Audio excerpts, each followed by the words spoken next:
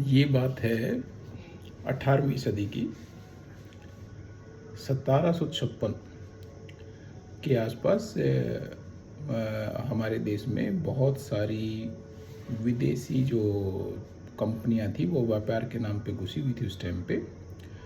और 1756 में जो ब्रिटिश थे उन्होंने जो एक हमारा बहुत ही समृद्ध प्रदेश बोलिए बंगाल, वहाँ को उसको चारों तरफ से उसको बंगाल की जो राजधानी थी उसको घेर लिया।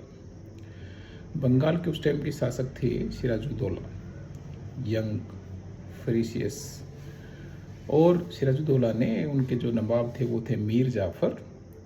और सिराजुद्दौला जो है वो जो उस टाइम पे एक बहुत ही फेमस सेठ बोलिए, बहुत ही फेमस उद्योगपति बोलिए, जगत सेठ के नाम से प्रसिद्ध थे वो। अंग्रेजों ने उनको नाम दिया था जगत सेठ। और वैसा बोला जाता है कि उस टाइम पे जगत सेठ के पास जो है पूरे जो ब्रिटेन के बैंक थे उससे ज़्यादा दौलत थी।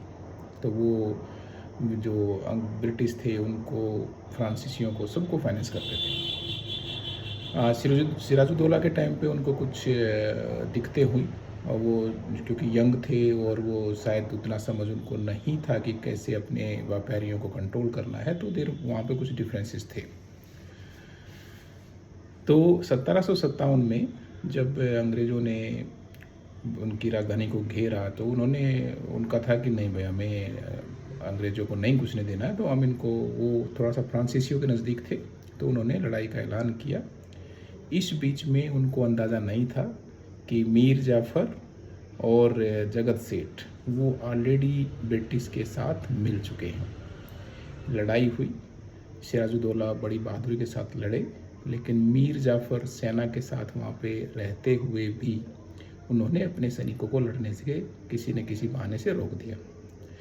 मीर जाफ़र को वादा किया था ब्रिटिश ने कि हम आपको बंगाल का नवाब बना देंगे। सिराजुद्दौला मारे गए लड़ते हुए, और बाद में मीर जाफ़र वहाँ के नवाब बने।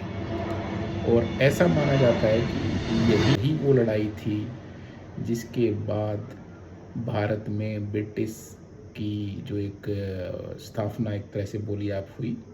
और उसके बाद अंग्रेज़ों ने भारत पे लगभग 200 साल तक राज किया। 1947 में हम आज़ाद हुए, 1757 की ये बात है।